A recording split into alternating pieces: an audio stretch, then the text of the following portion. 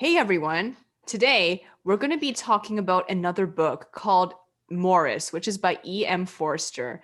And this has a lot of connections to a book that we previously talked about last time, which was The Uncensored Picture of Dorian Gray by Oscar Wilde. We're going to begin with a short trailer of a movie that was based on this book.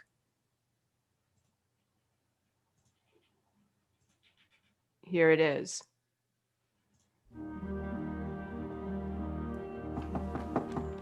You're Durham, aren't you? Yes. You're living in college now.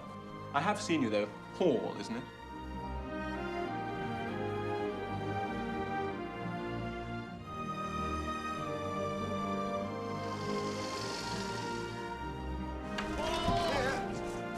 Hello, Durham.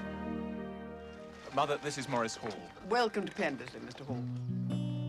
Every human soul has, at some stage, beheld an excellent being. You'll understand then, I don't have to explain. Understand what? That I love you. You and I are risking everything we have. We've got to change. There are other ways to be happy. Windows in the sun, I think I can see you. Clive Durham is engaged to be married. It's going nowhere. I have a private notion he's in love. Glad to see you down again so soon, sir. Did you ever know that you were I do begin to see what you mean. He's got me in his power. I'm walking on a volcano. I'm an unspeakable, the Oscar Wilde sort. You must know that to be alone with you hurts me. And I do beg you to resist the return of this obsession. Durham, I love you. I think I have always.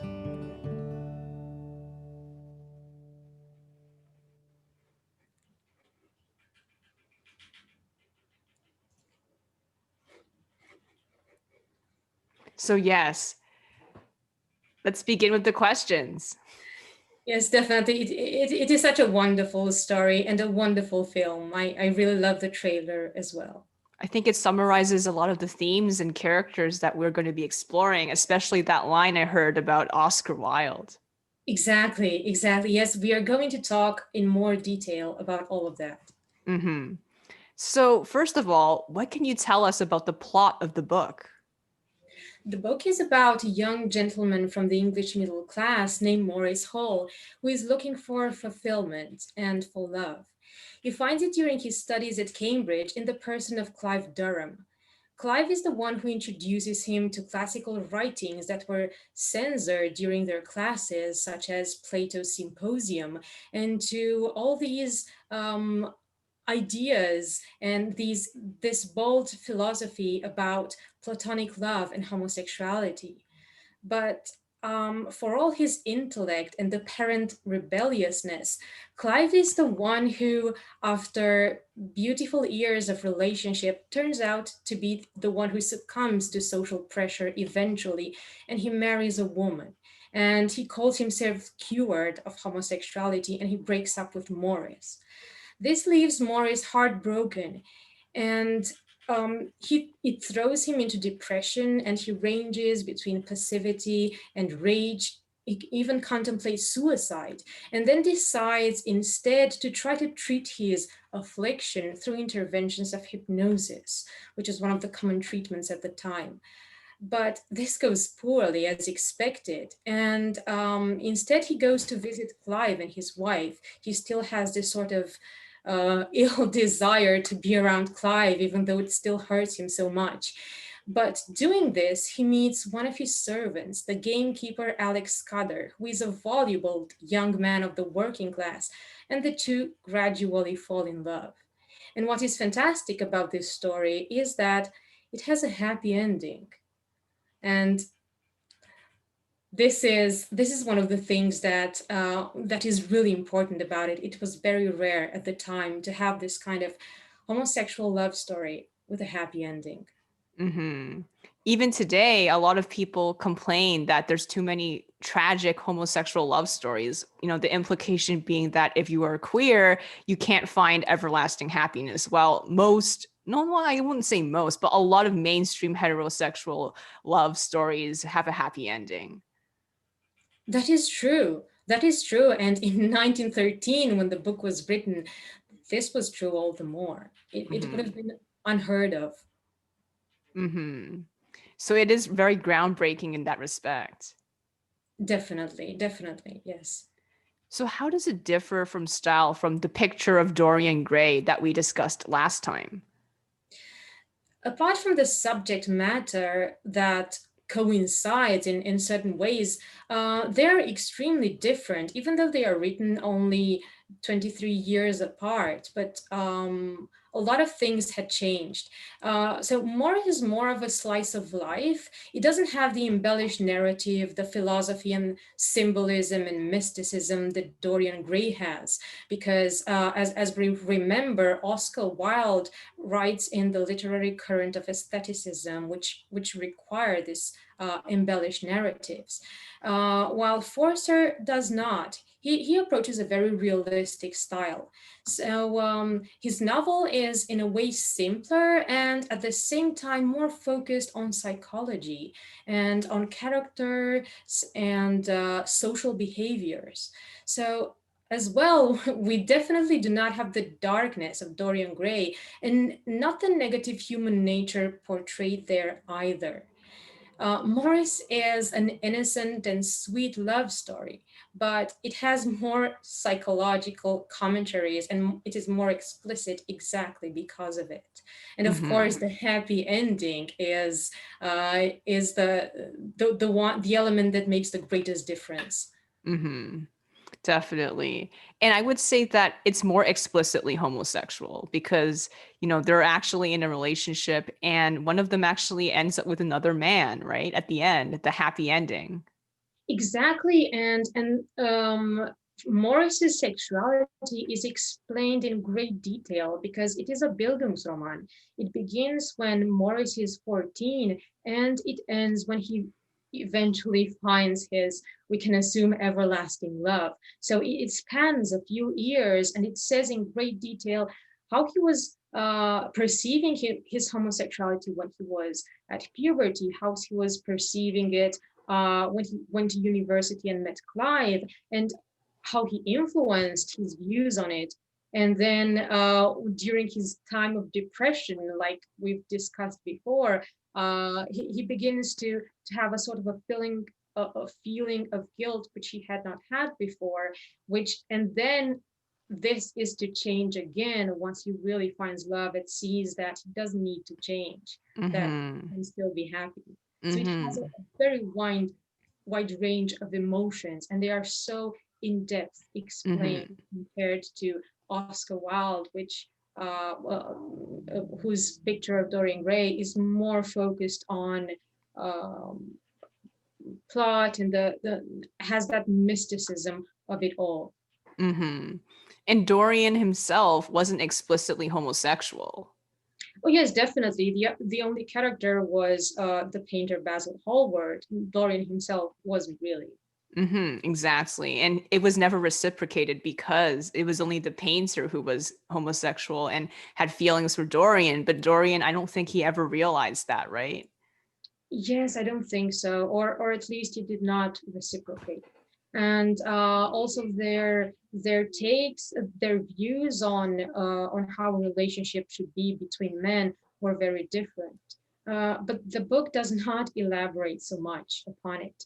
And one of the main reasons why this happened must surely be because Oscar Wilde actually published his story, so he was intending it for the audience of his time, that strict Victorian audience, while Forster did not intend it to be published, just wrote the book for himself and for his close friends. So this is why it was so bold and so pioneering at the time.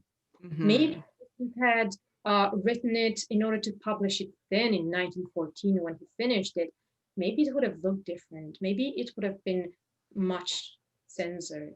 But how can you censor it? I mean, just like Dorian Gray, you can't really censor a lot of the things. How do you censor an explicitly homosexual love story? I guess you just not write it, right? That's how you censor it. That is true. I think Maurice is really uncensorable. Yes, you're very So can you tell us a little bit about the characters? Definitely. And here I'm also going to read in Forster's own words, because he has a few notes at the end of the novel, where he describes his characters, and he says that he when he built the character of Maurice, he wanted to make him someone very different from himself. So he made it someone handsome, healthy, bodily attractive, mentally torpid, not a bad businessman, and rather a snob. Into this mixture, I quote, I dropped an ingredient that puzzles him, wakes him up, torments him, and finally saves him. His surroundings exasperate him by their very normality. Mother, two sisters, a comfortable home, a respectable job gradually turn out to be hell.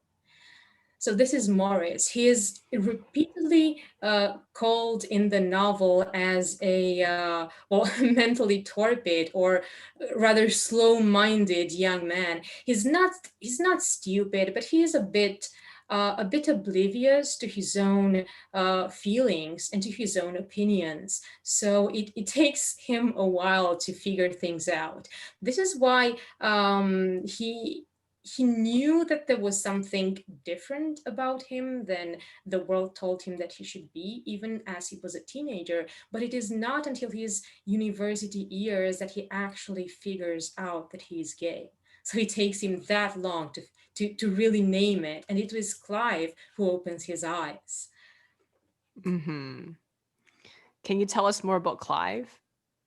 Yes, I'm going to read again. I quote, if Maurice is suburbia, Clive is Cambridge. Knowing the university, or one corner of it, pretty well, I produced him without difficulty and got some initial hints for him from a slight academic acquaintance. The calm, the superiority of outlook, the clarity and the intelligence, the assured moral standards, the delicacy that did not mean frailty, the boldness, the blend of lawyer and squire, all lay in the direction of that acquaintance, though it was I who gave Clive his Hellenic temperament and flung him into Maurice's affectionate arms. Once there, he took charge. He laid down the lines on which the unusual relationship should proceed. He believed in Platonic restraint and induced Maurice to acquiesce, which does not seem to me at all unlikely. Maurice at this stage is humble and inexperienced and adoring. He is the soul released from prison, and he is asked by his deliverer to remain chaste. He obeys. Consequently, the relationship lasts for 3 years. Precarious, idealistic, and peculiarly English. What Italian boy would have put up with it? It's very, very nicely said, because it refers to the fact that Clive was the real intellectual. He was the erudite, the philosopher among them, and their temperaments were also very different. But as we will see later on, when I'm going to quote what both of the young men think about each other, they are exactly attracted to these differences between them. So this particular passage refers to the fact that Clive believes in that Platonic love ideal where the attraction between two men should not become physical, but it should rather be a source of inspiration and an intellectual and aesthetic pleasure, but nothing more than that.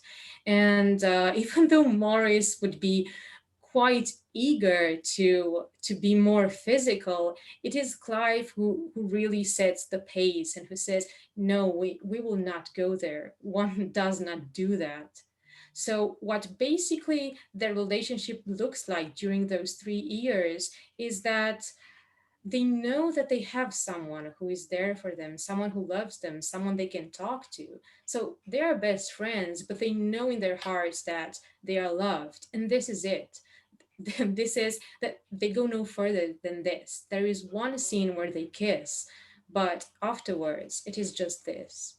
And it is all right for them, at least at the time. They were so in love, and Maurice um, was admiring Clive so much that it did not occur to him that it should be different. Mm-hmm. I see. What changes it? I think it was, I think he became afraid because Clive Durham was a bit from a bit higher background than Maurice was. He was a bit of a lower country nobility, and he's a lawyer and he wants to be a judge, and he has a reputation to maintain.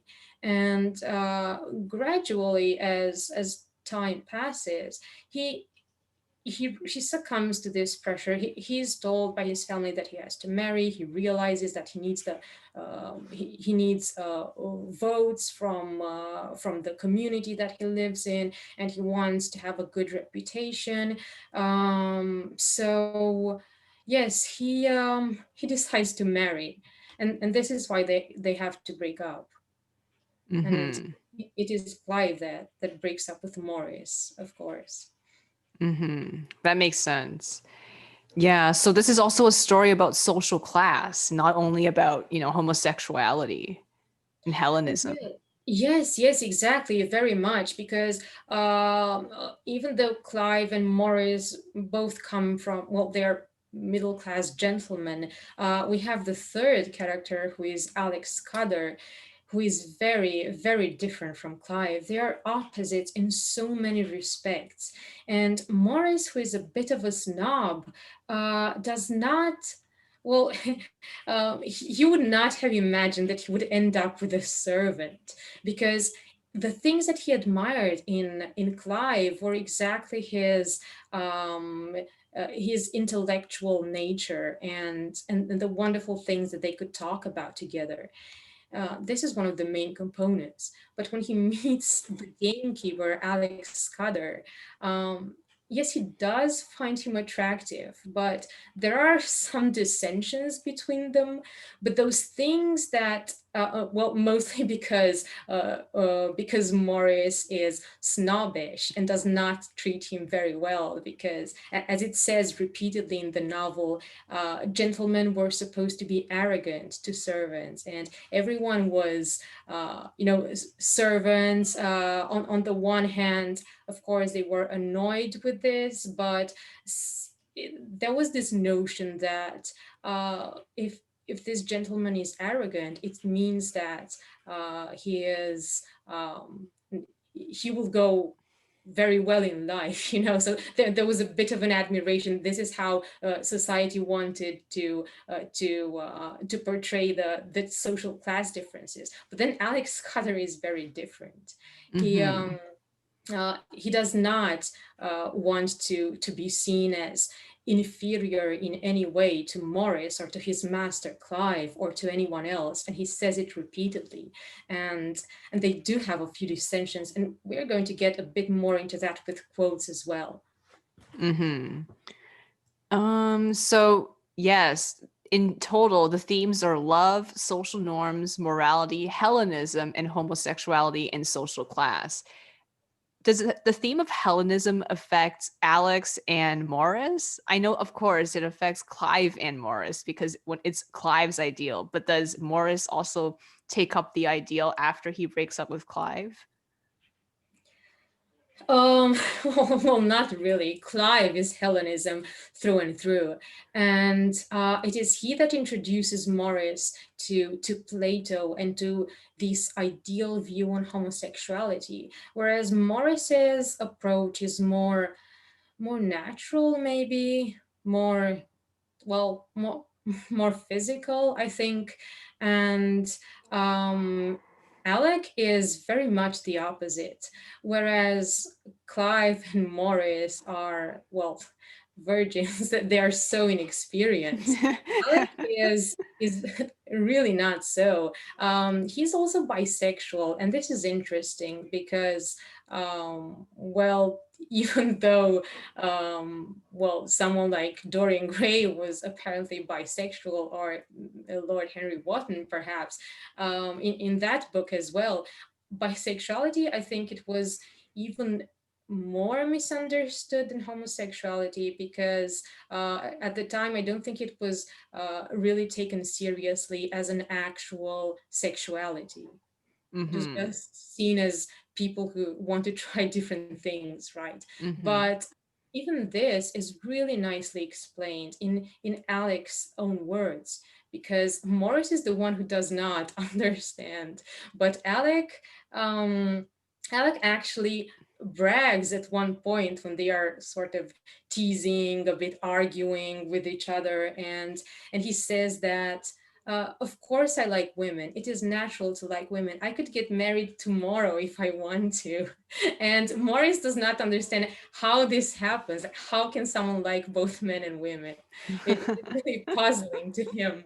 So, but it was the first time Alec was with a gentleman. This is what he tells Maurice Mm-hmm. after they start being together.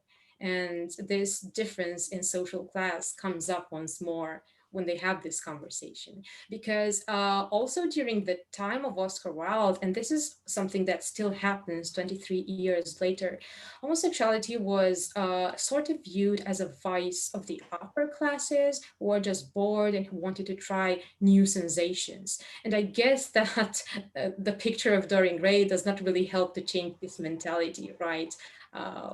Quite contrarily, it reinforces that mentality.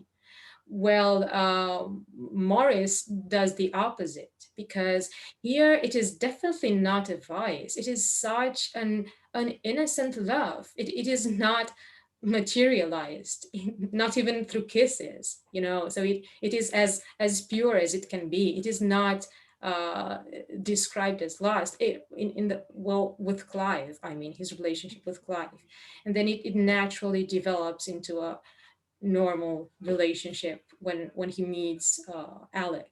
Mm-hmm.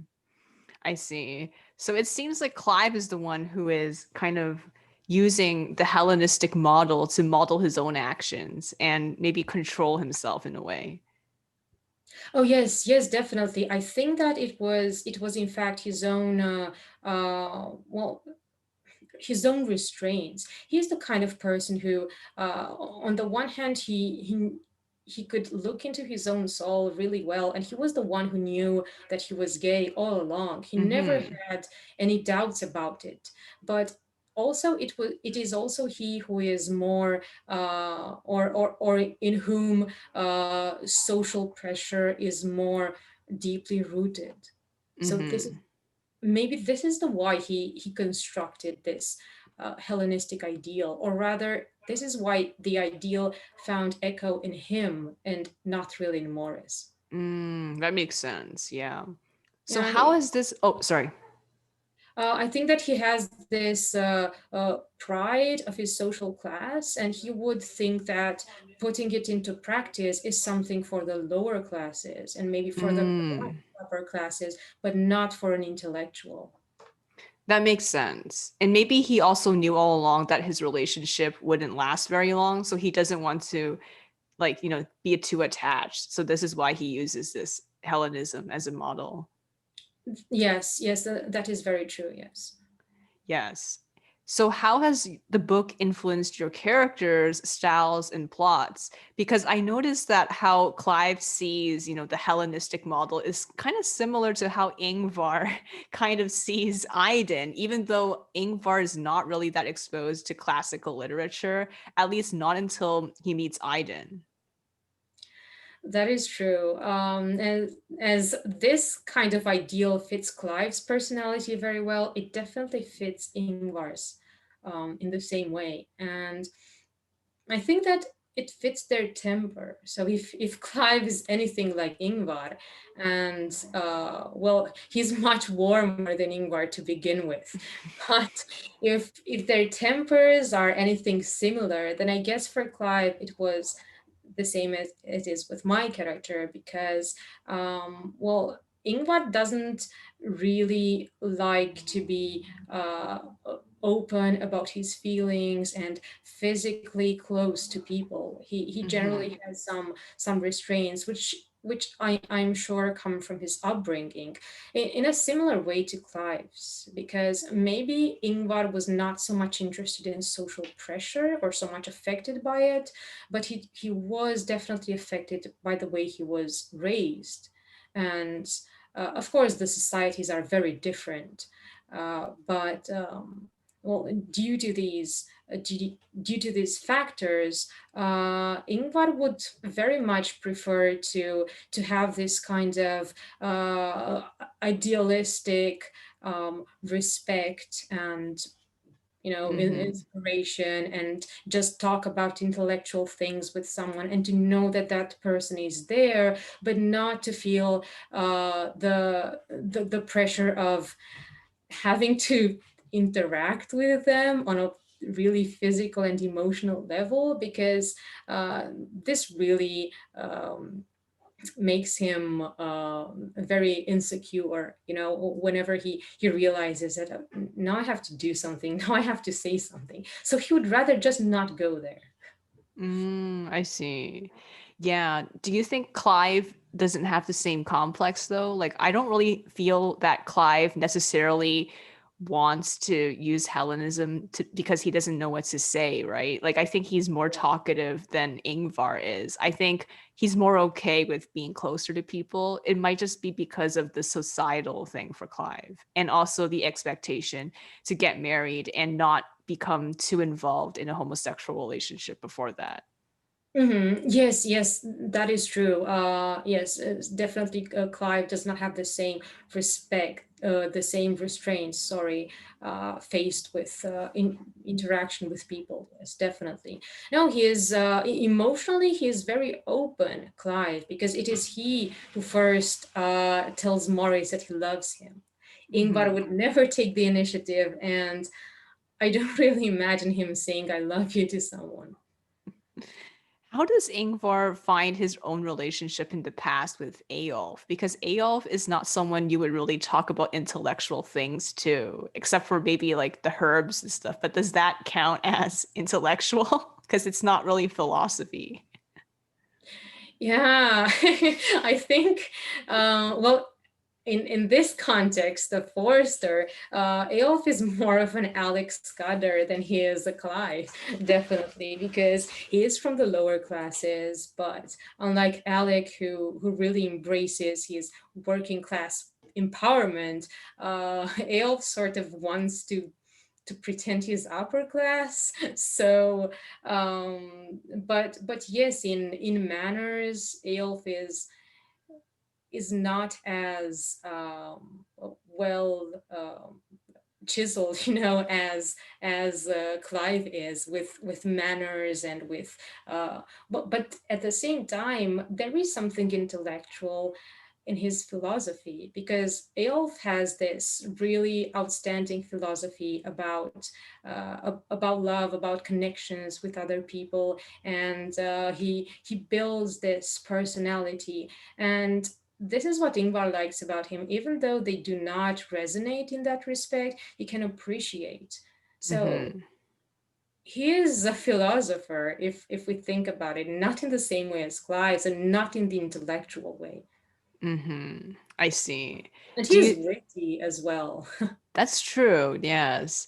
And do you think maybe like Ingvar's particular preference for someone to be more intellectual and, calm and dignified, did that kind of evolve after he met Eyolf and, he couldn't be with him anymore? Do you think like his standards changed after Eyolf? That's a good question.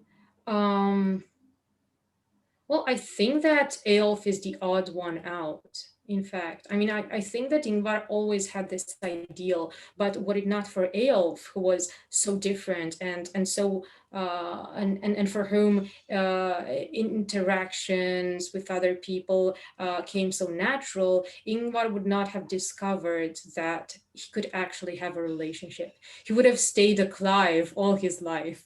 I mean, in a way, he does anyway. But yeah, you know what I mean. But I don't think he gets married, right? Ingvar? Yeah. Well, that we will see more about that in Sons of Disobedience. Spoiler, right? Yeah, it is kind of a spoiler, yes. But to answer the question partially, no, he does not. He does not care so much about social pressure. Definitely not in the way that Clive does. I think it's because Yngvar is someone who is so self-contained. Like he just does what he wants. Yeah, exactly. Yeah, he's very strong-willed.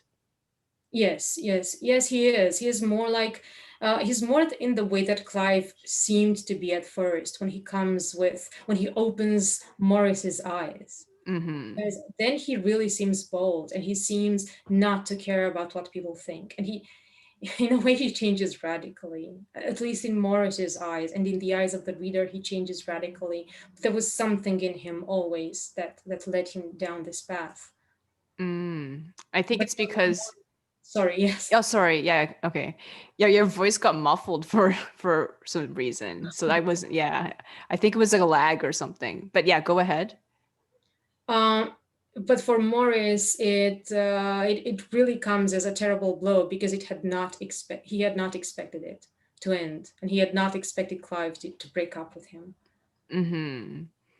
Yeah, I think maybe what was happening was that Clive, like when he was in university, he was very idealistic and he thought he could, be very willful and just do what he wanted. But after he went into the real world, right, he realized he couldn't keep it up. Like, oh, it's just too much the pressure. So he had to give in. Exactly. Yes, that is very well put. He could just not stay the eternal philosopher because he had to deal with actual life. He had to get a job, he had to run his estate. So that would just not do. Yeah, I think it's because of that giant change in his life from student to the real world, right? How does that affect Maurice? Do you think, changing, like graduating from university changes Maurice too? I think it makes him more, I don't know, maybe bored with life and exasperated, just like Forster says in his own words, because he becomes a stockbroker and he has this pretty boring job. But as long as he's with Clive, he doesn't care, he doesn't notices it.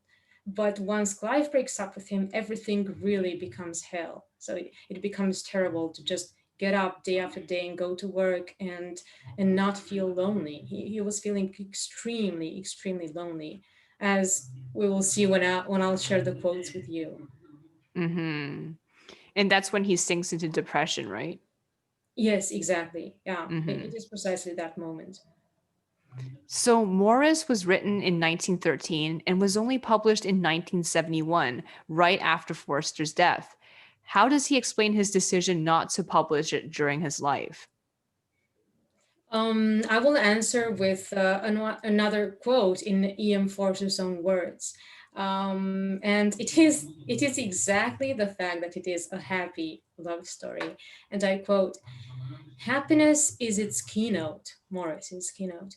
It has made the book more difficult to publish. If it ended unhappily with a lad dangling from a noose or with a suicide pact, all would be well, for there is no pornography or seduction of minors. But the lovers get away unpunished and consequently recommend crime. Unless the Wolfenden report becomes law, it will probably have to remain in manuscript." And this was the law that was eventually passed to decriminalize homosexuality in 1967 in the UK. I see. So Yeah. he had just shown it to a few friends, but uh, he did not see it published, unfortunately. He died earlier. That's sad. And was it like his children or who decided to publish it? His Um, estate? No, he did not have children. He was not married and he did not have children. So in a way, he did live that life that Clive was too afraid to live. And I think we should talk more about his life actually, because it is very interesting. So what was his life like? Well, it is interesting that Forster, well, just like Maurice, he always knew that he was different in a sense. So he always knew that he was gay, but he did not act upon this until he was 30 something. So that was the first time when he had a relationship with a man. And interestingly enough, he was very much fascinated with the Eastern world. So it was during the time of the British Raj. So he traveled a lot to India and Egypt, and he was a secretary, a private secretary to the Maharaja. And this is when he fell in love with an Indian man who was named Masood. And this man was the inspiration, as Forster later said, was the inspiration for his protagonist, Dr. Aziz, from A Passage to India. So he falls in love with this man and follows him to India, and he let him know that he loves him, but the man was unfortunately straight and he could not reciprocate. So he spends a while, sort of like Maurice, just keeps hanging around Clive and his wife, even though he knows nothing else will happen between them. But then when he is a private secretary to the Maharaja, he has a relationship with a lower class Indian man, and this is the first time he actually acts upon it. And from then on, he only has relationships with persons with men of working classes, and this is what leads him to have this sort of view on social class, which is very well represented in Maurice as well as in most of his other books. He sees the middle class and the upper classes as extremely hypocritical and very sterile, whereas the working classes he sees as more, in a way, more free. Maybe he idealizes. I mean, I'm sure he does idealize it in a way, but this is how he sees it. So he has a relationship with a tram conductor from Egypt when he stays in Egypt, and then finally when he returns to England, his was with a police officer who eventually got married, but they did not break up, and they found a way to have this friendship with. So Forster was good friends with the policeman's wife as well. So it was sort of a, I wouldn't really say a triangle because, well, Forster was just friends with his wife, but she was accepting enough to share the man with Forster, and they were his good friends until his last days. Oh, that's nice. Yeah, that's a really good ending. And I can really see the influence of his personal life on Morris. And do you think he's considered middle class himself, right? Yes. Yes, yeah. So yeah, I think he definitely does have this idealization of the working class. But I think it's also he does this because he wants to compare to all the hypocrisy he's personally experienced. Mm-hmm. Yes, exactly. That's true. Mm-hmm. So, how do you think this book's representation of homosexuality differs from contemporary popular representations of homosexuality in modern fiction? Well, the first thing that we talked about before is the happy ending, which we finally can see again. So I think that from this point of view, and from the point of view of the narrative technique, which is very much a slice of life, like I said, showing his thoughts and his emotions and the development of his character and of his sexuality ever since he was a boy, it is so contemporary. I mean, I don't think it is really distinguishable from something that would be written nowadays, but placed in historical times in that 1913 moment, because in the way that it is written, it is so contemporary. And he does not shy away from a lot of things. It is, like I said, much more explicit than the Picture of Dorian Gray, which was thought to be so dirty, but it is explicit in quite a different way. So yes. But interestingly, I saw some things in this book that I have not really seen in this way in any contemporary fiction. The characters of both Maurice and Clive are portrayed as quite misogynistic, and it says so explicitly. And this also ties a bit with, well, in part, it is the result of their upbringing and of their social class, and the way that the women were pressured to be, and the way that the men were pressured to be, and the fact that this intellectual ideal then and the platonic love and everything would be something that only applied to men. So in a way, it is their upbringing, but in a way, it is also the fact that Maurice, as a gay man, he does not really have that, that, well, the way in which he views women, he doesn't really understand them. So he does, because he doesn't feel, it doesn't come to him naturally to behave with them in one way or another. He relies on the models that he sees around him. So he thinks, how should a real man act? What would women like me to do in this moment? And of course, he is very wrong.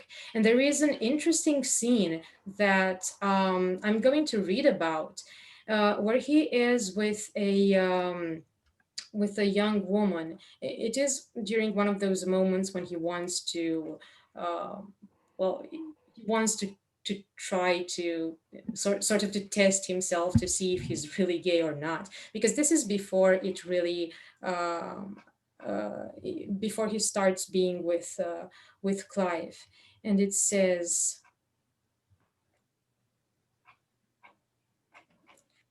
sorry, one moment. Okay. So he has this encounter with the young woman, and he makes advances towards her, and I quote, "She tried to stop him, but he was insensitive and did not know that he annoyed her. He had read that girls always pretended to stop men who complimented them. He haunted her. When she excused herself from riding with him on the last day, he played the domineering male. So because things do not come natural to him, he relies on what society says that he should be. And it is quite a terrible scene. Of course, nothing happens because he is a gentleman, but he quite bullies her, as we can see here. And I have not really seen this portrayed. I think that most portrayals of a gay man nowadays is more like an ally of women. Definitely. You know what I mean? But here it is not really the same. Those were different times as well. And as I said, it is not really his sexuality, but more the influence of his age. But he definitely lacks sort of a sympathy for women in that way. This is how it is portrayed in the book. And it says that because he did not have well, he lives with his mother and with his two sisters, and his mother is quite dull, really dull-minded. She's funny. She's a really funny character. She's a great source of comic relief in the book.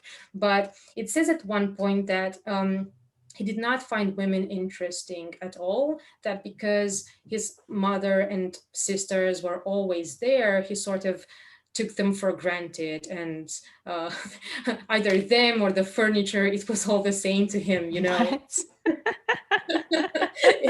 say it in these words, but this is the general idea, so he doesn't really take them seriously. So this was, I think, shaped by the relationship that Forster had with his own mother, because he stayed with his mother and took care of her all his life. And he says that I mean, he lived with his mother for as long as she lived, and took care of him when she was ill, which was mostly all of the time. And he says at one point that this is one of the reasons why he eventually stopped writing.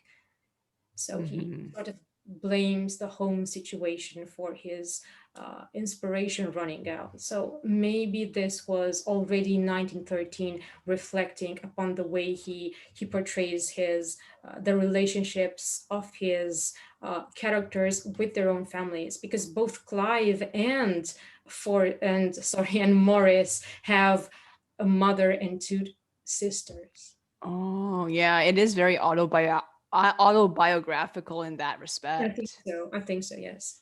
Mm-hmm. How about from his biographies? What do you think is Forster's personal attitude towards romantic relationships and sexuality?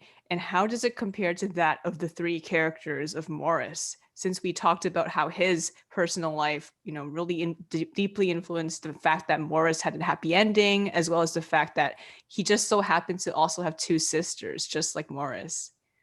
Yes, I think, well, I'm sure there is a great deal of Forster in Maurice, especially the part where he is a teenager and he figures out his sexuality and the dreams that he has. And I think that there is a great autobiographical component there as well. But at the same time, Forster states that Maurice is very, very different from him as a person, because he's more, I don't know, manly, if you will, more, as he says, strong and healthy in body and sporty, which is very much the opposite of Forster himself. Forster was in this respect more of a Clive, because he was, of course, very interested in books and being more, well, I wouldn't say really more lonely, because he was friendly but not as easy to open up with other people. So I think that in a way he was more like Clive, but his well, minus the ending of their relationship, because eventually he did what Maurice did. Great loneliness led him to finally accept himself as he was, and seek out ways to make himself happy. Mm-hmm. I think that's really great. It shows that a lot of the character development in the book reflects his own experiences, which I think, we should later talk about in another podcast episodes, because I think many authors do this. Yes, yes, yes, that is very correct. But I think that, well, of course, all of Forster's books are very much based on his own experience, but on different experiences. But certainly, this being the only one that deals with homosexuality, which was his lifelong secret, of course, that part of him was very much poured out into the book. Mm-hmm. So his sexuality was entirely a secret until he died, right?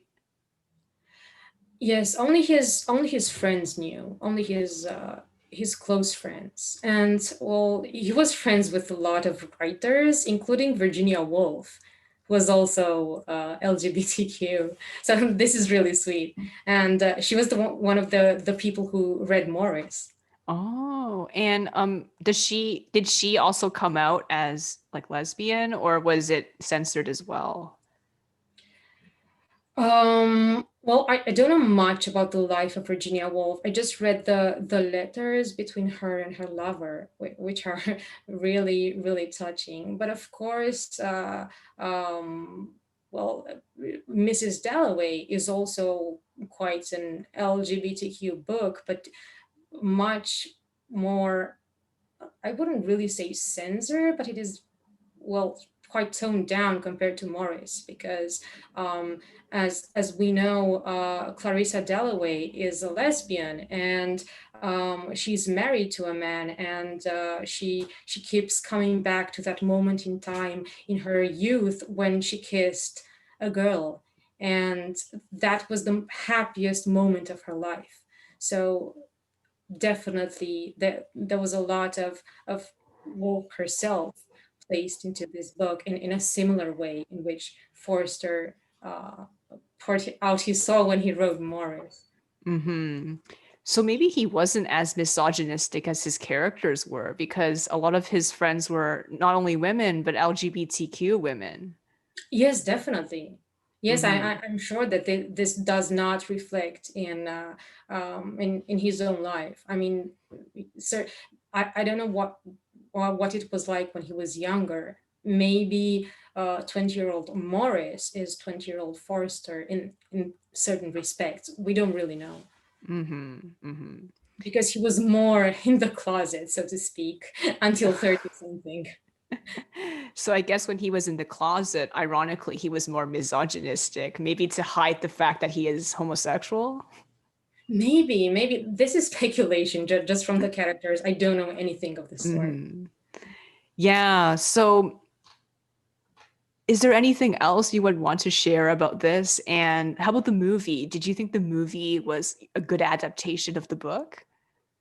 Oh, yes, definitely. We have to talk about the movie and to talk about to share the quotes with you, and also because I also have to tell you how the book was written because we did not go into this, and it is really interesting.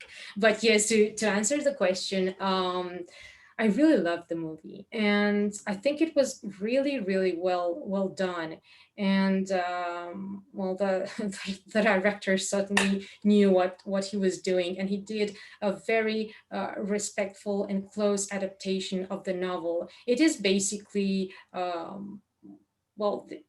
It is the same. It has the same vibes. It is just that little things are changed. For example, we have the addition in the film of the a sort of a Wildian character, Lord Risley, who does appear in the books, but well, he is very much like Oscar Wilde. He's very witty in conversation. He says outrageous things. He's also gay and a friend of Clive's. But in the films, at one point, a few years after they finish Cambridge, he is arrested for gross indecency, and there is a trial, and there is a huge scandal, and Clive is one of the people who goes to the trial.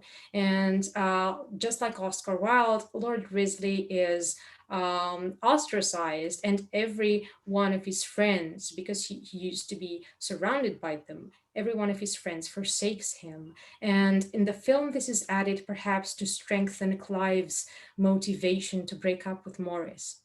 Mm-hmm. I think that's a good addition. It I really think strengthens, the importance of why societal expectations was so important to Clive. exactly, I think so. And especially because in the book, we can see Clive's thoughts, but in the movie, we cannot really show someone's thoughts unless there is a voiceover, and there is no voiceover in this one.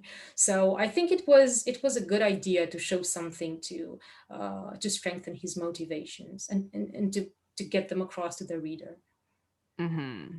But otherwise, it was a very pioneering book because I was reading, and the actors themselves and the director, when he was still alive, was saying that it was met with controversy because it was released in 1987, and it was at the height of a scandal surrounding AIDS, because everyone was talking about AIDS, and there was terrible hate of the gay community because of it at the time. And this is the moment when the film Maurice was done, and people were saying, and critics were saying, is this really the good time to show homosexuality as positive? I mean, look at what it has brought to the world, right? AIDS. So, of course, that was terrible. But at the same time, they were saying, I think the director said this, that there were so many gay men who said at that time that the film changed their life exactly because it was so positive. And they really needed that because it was a difficult moment for this Mm-hmm. community. Yes. And another thing I think that would be really pioneering is the fact that they show LGBTQ people as just normal. They're not some kind of martyr. Oh, this person got killed at the end and we have to fight for gay rights now because he was killed just because he was gay. I think a lot of the times when people talk or portray LGBTQ characters, there's often either, in the olden days, um, they usually either stereotype them very negatively or they turn them into outright villains, right? Or like there's another tendency that's more modern, put them on a pedestal and basically turn them into these perfect like heroes that we have to protect. And, they are supposedly symbolizing the struggle against the patriarchy and all of that. But then when you do this, you kind of turn them into symbols, not people. And people don't find it to be good representation. It just becomes moralistic. That is very correct. Yes, yes, and like you said, this is great about the film, that even though it was made back in the 80s, quite a long time ago, it shows it as something very natural. And yes, it was not really, I mean, its main purpose is not visibly to make the heterosexual audience very sensitive to the problems, and to make them outraged or something, because there are a lot of films that do this, and that deal a lot with oppression, and not to mention something as heartbreaking as Philadelphia, that deals with AIDS. So Maurice is very different because it is happy. It makes the viewer happy, whether they are heterosexual or not. It really makes you happy to watch it. Mm-hmm. Can you share with us the quotes that you have gathered from this book? Yes, sure. I love this part.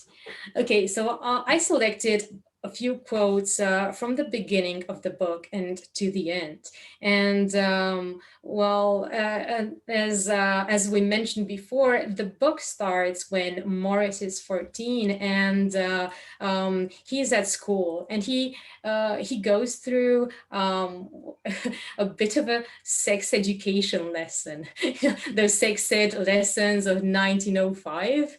And it's really funny because the teacher talks to him about sex in terms of Adam and Eve. And it says, I'm going to quote, "To love a noble woman, to protect and serve her, this was the crown of life."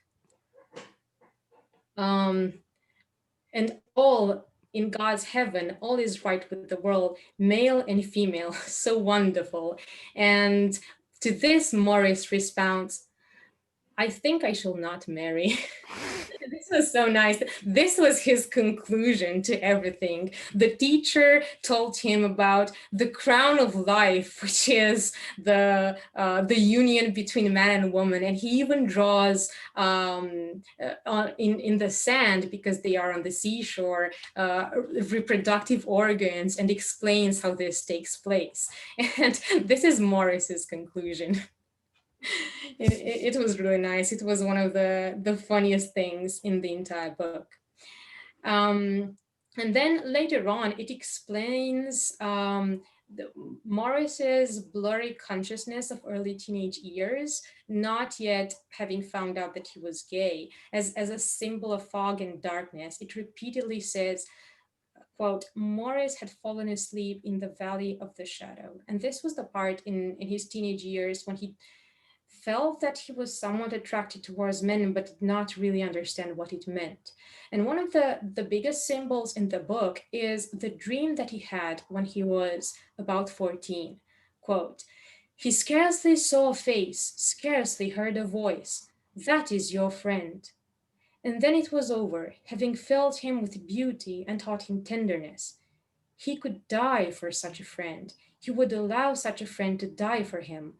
They would make any sacrifice for each other and count the world nothing. Neither death nor distance nor crossness would part them, because this is my friend. Soon afterwards, he was confirmed and tried to persuade himself that the friend must be Christ. But Christ had a mangy beard. Was he then a Greek god, such as illustrates the classical dictionary? Or more probably, he was just a man. And this is a very beautiful symbol, the friend. This is how he refers. He never says lover or anything else. He says that he would like to have a friend. And this is the way he views Clive and the way he will view Alec. And we'll get to that shortly. And during these teenage years, even when he assumed that that friend in the dream would be Christ, this is what he says about these thoughts. And here I see a bit of a similarity with your Sam. I quote, "He longed for smut, but heard little and contributed less, and his chief indecencies were solitary.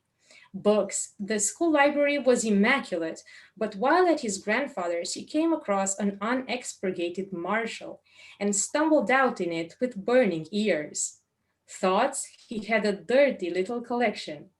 Acts. He desisted from these after the novelty was over, finding that they brought him more fatigue than pleasure."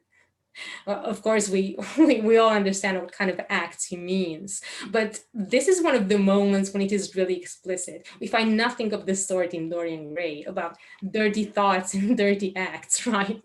No, it's all implied, right? Exactly, exactly. And later on, I quote, "In school, he began to make a religion of some other boy. When this boy, whether older or younger than himself, was present, Maurice would laugh loudly, talk absurdly, and be unable to work. He dared not be kind. It was not the thing, still less to express his admiration in words. And the adored one would shake him off before long and reduce him to sulks. However, he had his revenges. Other boys sometimes worshipped him, and when he realized this, he would shake them off. The adoration was mutual on one occasion, both yearning for they knew not what, but the result was the same. They quarreled in a few days." So these were the years when he was in the Valley of Shadows. He did not understand what it meant, but it is obvious to the reader. It is. I love that ironic contrast. I think it's dramatic irony, right? Dramatic irony. Yes. Yes, yes. Yes, exactly. And I also like this part where he would sort of bully the boys that he liked because he thought that this was the thing to do. And it says repeatedly that he was a bit bullied when he was a boy. And the more he grew up, he started to bully other people because he said that that was the manly thing to do. That makes sense, though. And also the fact that he might be in denial. So this is why he treats his crushes so badly. Yes, exactly. That's very true. Yeah. So this is the kind of a boy that Maurice is. And then we get to see Clive's perspective for one chapter. And now we'll see the huge contrast. Quote, "The boy had always been a scholar, awake to the printed word, and the horrors the Bible had evoked for him were to be laid by Plato. Never could he forget his emotion at first reading the Phaedrus. He saw there his malady described exquisitely, calmly, as a passion which we can direct, like any other, towards good or bad." And this is great difference because he knew what was, quote, wrong with him. But at first, listening to, well, Christianity and to the Bible, he would blame himself for it. But it is said that once he discovered Greek philosophy, he started to accept it. And then when he meets Maurice, and this is really nice, I quote, "The man was bourgeois, unfinished, and stupid. When Hall, meaning Maurice, started teasing him, he was charmed. He liked being thrown about by a powerful and handsome boy. It was delightful too when Hall stroked his hair. The faces of the two people in the room would fade. He leaned back till his cheek brushed the flannel of the trousers and felt the warmth strike through. He was under no illusion on these occasions. He knew what kind of pleasure he was receiving and received it honestly, certain that it brought no harm to either of them. Hall was a man who only liked women. One could tell that at a glance."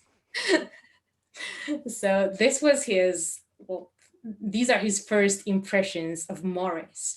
And then they get to talk more openly about it. And the key moment is when Clive recommends him to read the symposium during the holiday, because there is a nice scene in the film and also in the book where they are during the class of the dean, who is The dean. is quite a bit like the dean in Sam in New York. When I read the book, I was really thinking about Dean Benjamin. So they are reading from Plato's Symposium, and they are reading it in the original, and the students are supposed to translate into English live. I mean, just have the original and translate it. And one student is translating, and then the dean says in this strict and monotonous voice, "Omit the references to the unspeakable vice of the Greeks."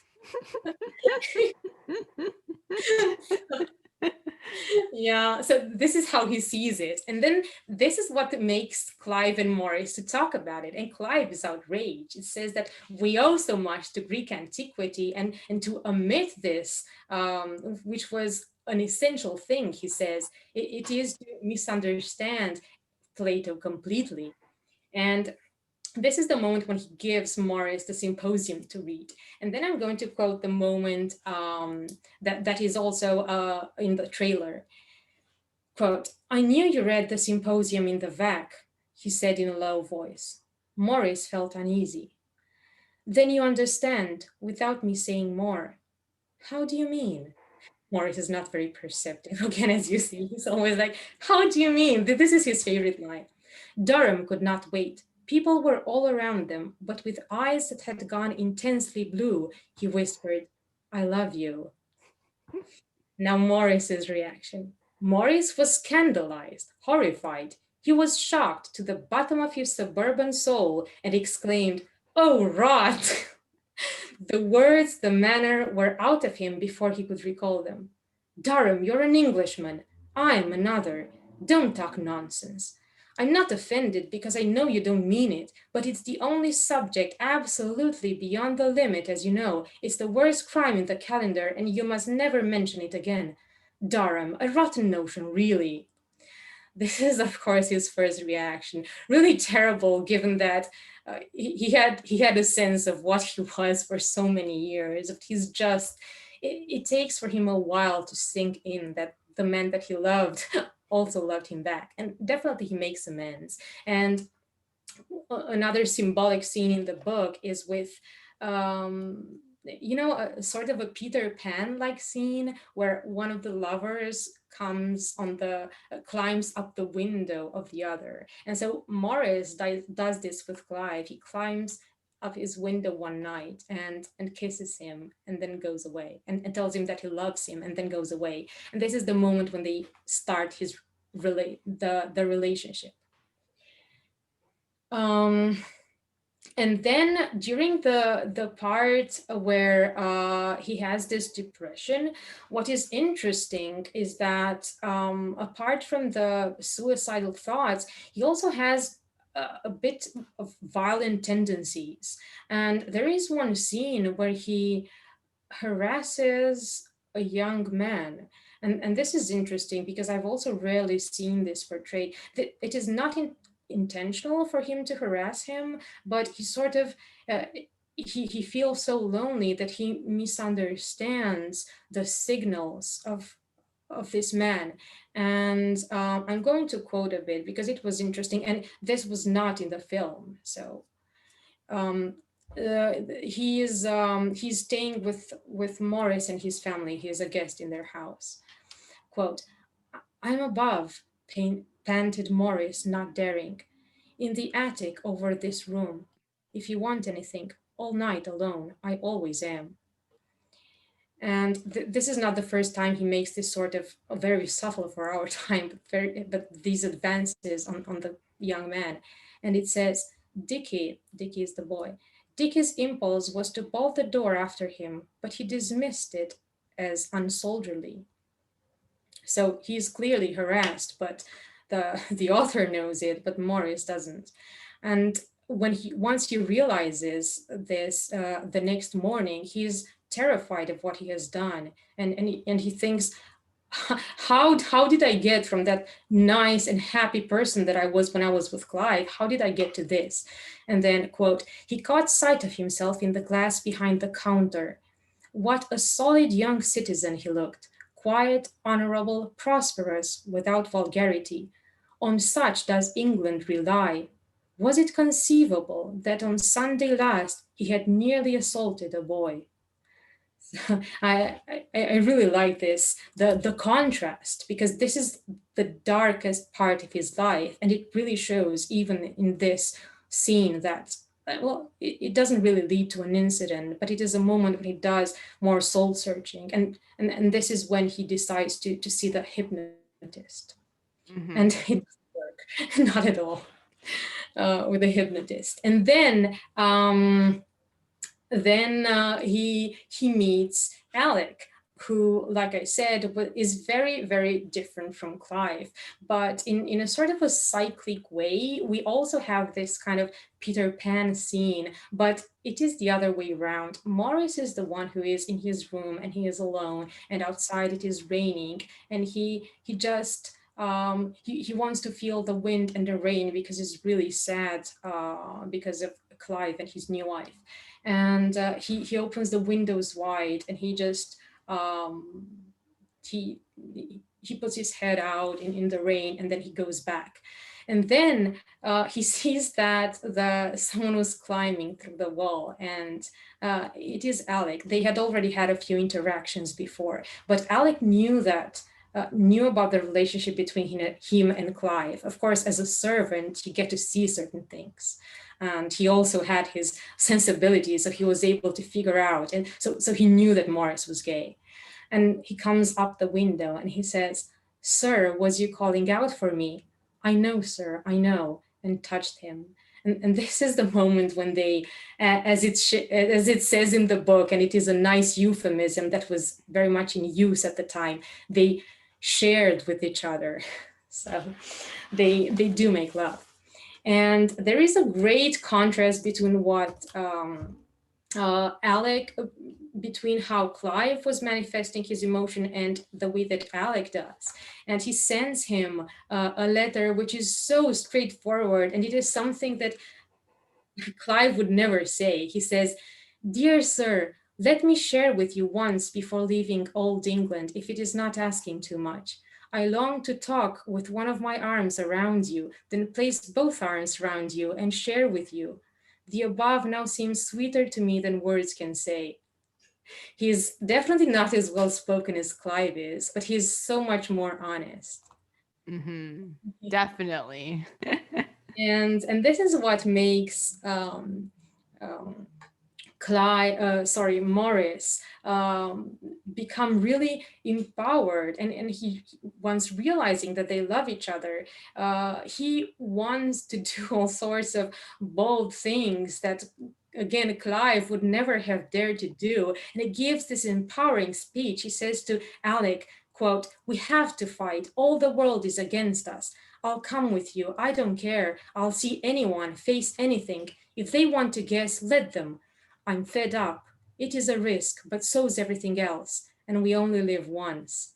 And this is really beautiful. And it is the moment soon afterwards when they decide to give up their jobs and their families and give up everything and just go away together and find some normal jobs, because of course Maurice has to give everything up because he has his father's stock business, but he would give it up just to be with Alec. And interestingly, he goes to Clive after they make this decision, and he tells him it is a bit malicious, a bit of a revenge, but he comes to Clive and he tells him that I found someone, I met someone. And of course, Clive thinks it's a woman, and he says that, "Oh, I'm happy for you that you were able to leave all that nonsense behind." Oh, wow. He says, "No, it is your gamekeeper." And we shared together in this room in your house while you were away.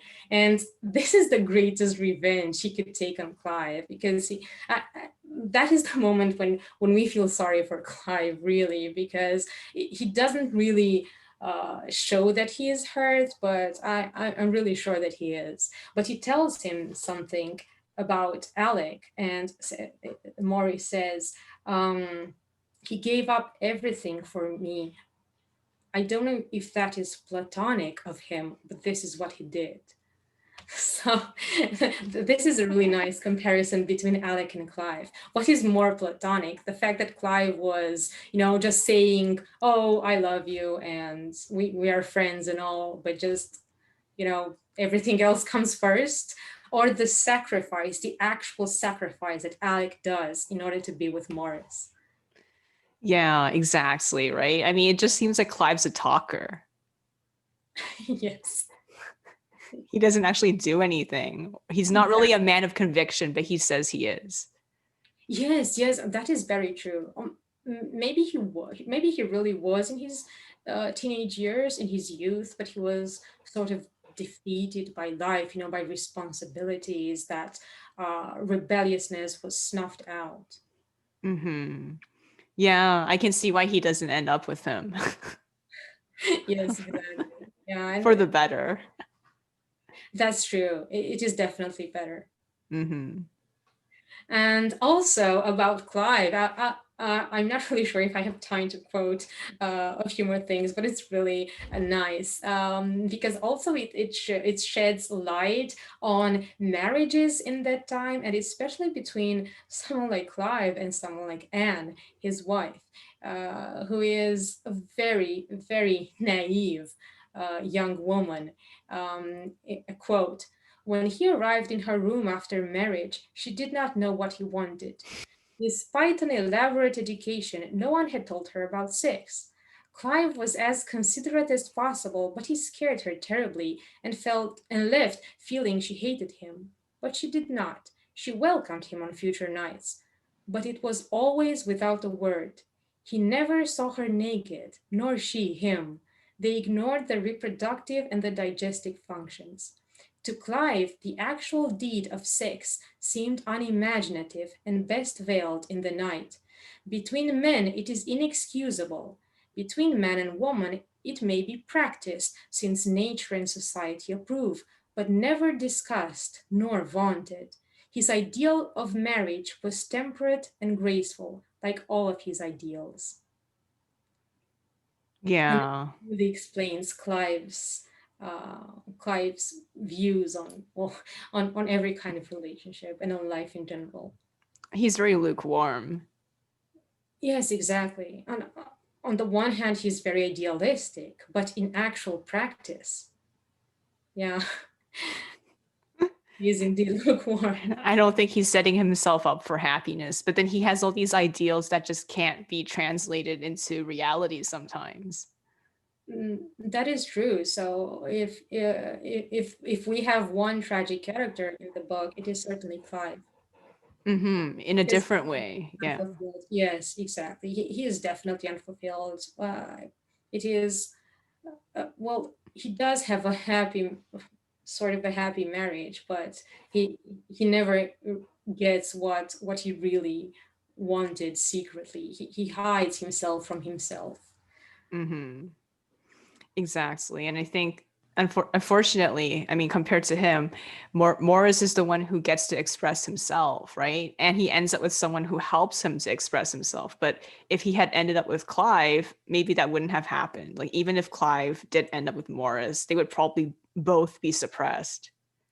Yes, I know. I mean, the possible outcome was that they both married some women that they, well, did not really have any kind of relationship with, but they were too, too gentlemen-like to I don't know, to argue with them or anything. They were too ladylike to push them to have sex or anything. They would be happy that sex was not happening between them, and they would just meet each other, but not do anything with each other either because they are gentlemen, So this is what their life would have been for years and years, because this life was lukewarm. And then we have Alec on the complete opposite side of the spectrum, and who is so full of fire. And he also has this kind of naivety, as we saw in the way that he was writing letters, but at the same time, when it comes to rights and social class, he's extremely vocal.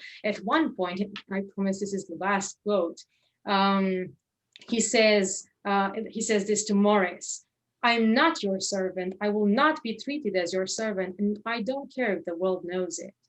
And then he talks about Clive's mother, who really mistreats him because she's not a mean person, but she has that arrogance that a lady was supposed to have with her servants, right? So even though he had been working for her for 6 months, she still does not know his name. And quote, says Alec, "What's your name? What's your name? Every day for 6 months, I come up to Clive's bloody front porch door for orders, and his mother don't know my name. She's a bitch. I said to her, 'What's your name?' Fuck your name."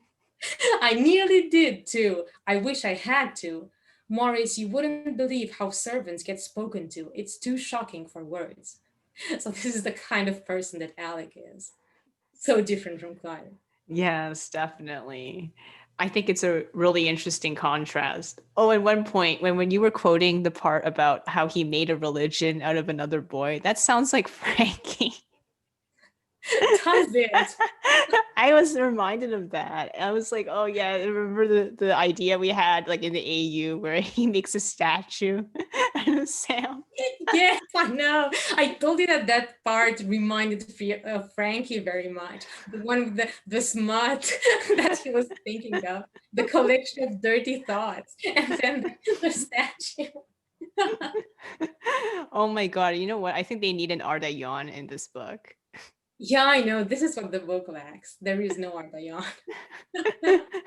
Maybe Alec is a bit like Ardalion. I mean, Ardalion also would say "fuck you" because he is against tradition. Yeah, I think Alec would really like Ardalion because he's so much for the emancipation of the working classes and for equality and everything. So he would like to talk to Ardalion about this. And not only. Yes, and in the AU, like in Yngvar's AU, he would love how Ardalion is bisexual. Oh yeah. Oh yes, I know. And he even seduces Yngvar. Oh yes, exactly.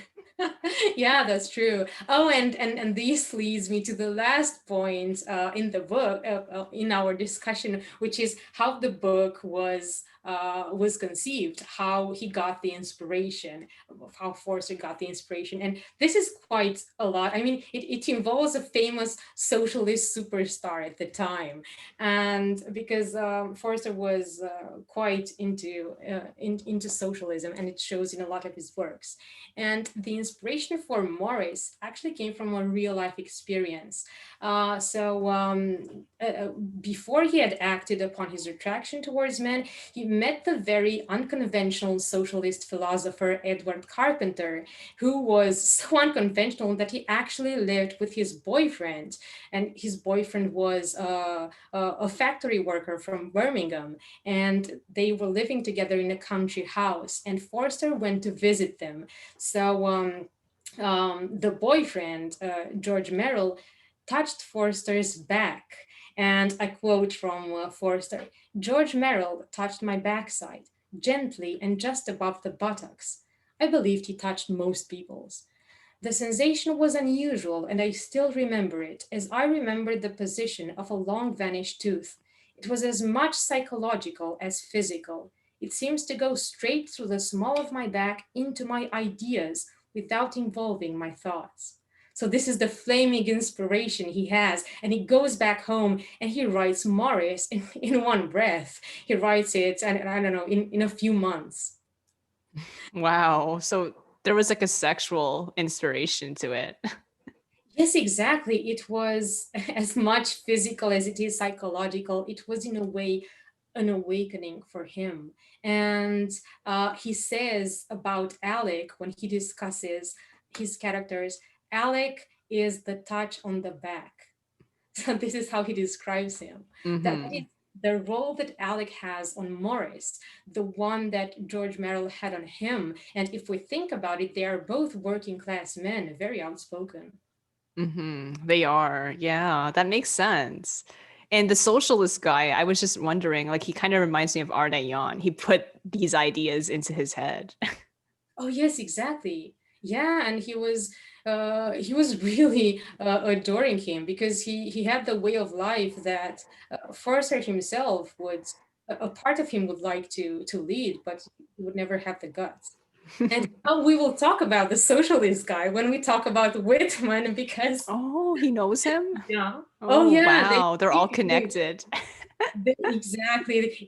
Edward Carpenter was the link between Forster and Whitman, who had never met, and I don't think I don't know what they thought about each other, but Carpenter was the link between them because they both had a thing for him. Oh, that's interesting. We're His talking about all of experiences these with people. Whitman are more spicy than a touch on the back. Yes, we're going to be talking about Whitman in a future episode. Yes, yes, I Yes. can't wait. Yes, I know. It's amazing. Yeah, and he influenced Eyolf, right? Yes. Oh yeah, definitely. Yes. So in terms of the biggest influence on your characters, would you say Maurice influenced your characters more, Walt Whitman, or Dorian Gray? Oh, this is so difficult. I think they influence different aspects of my stories and different aspects of my characters. Morris also influenced the part where sort of the relationship between Eyolf and Geir, and the part where they break up and where Eyolf suffers so much. And this is very much influenced by this, as well as the moment when he and Yngvar break up. So the breakups were definitely inspired by Maurice because they were so emotionally described in the book and they really left a mark on me. And I thought that fit really well. So in this respect, I think it was Maurice. I mean, in the way that I present the feelings more honestly, yeah, I think it was in the slice of lifey parts of my stories, it is Maurice. In the philosophy, it was Whitman, and in the style and the general mood, which is a bit darker, it was Dorian Gray. I think And this for is how, Aidan, it was definitely Dorian Gray. yeah, yeah.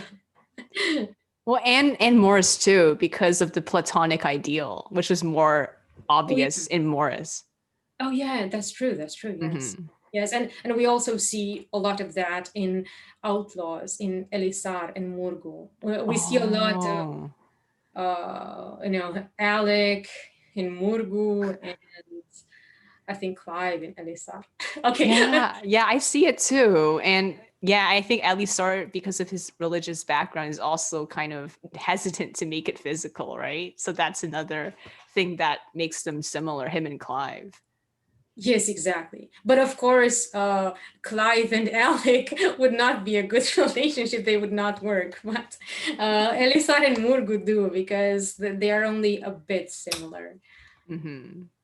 Yeah, well, thank you so much for this amazing book review. We covered so much and we learned a lot about this. And, I really should watch the movie sometimes. Like the trailer was just beautiful and, the story is just amazing. You have to. It is amazing. I would watch it like anytime. It is one of those films that I cannot get tired of. This one and Harry Potter and things like that. It's a classic. Yes, it is a classic, and I always cry when I see it because I cry. It doesn't matter if it's if something is sad or not. I just cry when I like something. Otherwise, I don't. When something is sad, I have no problem. But if I really like something and it touches me, then I do. So. Well, me too. I actually cry a lot when I watch movies. So like I'm kind of glad the theater is dark so no one can see it. Oh yeah, I know, right? Wow. Yeah, I'm just like, oh yeah, I'm just looking at my phone, but I'm like wiping away my tears. Yeah, you have to watch it and tell me if you cry. Okay, I think I will, because like the trailer, okay, it didn't make me cry, but I can sense that it could. Yeah, that is awesome. You have to tell me. All right, thank you so much. Thank you. Goodbye, everyone. Bye.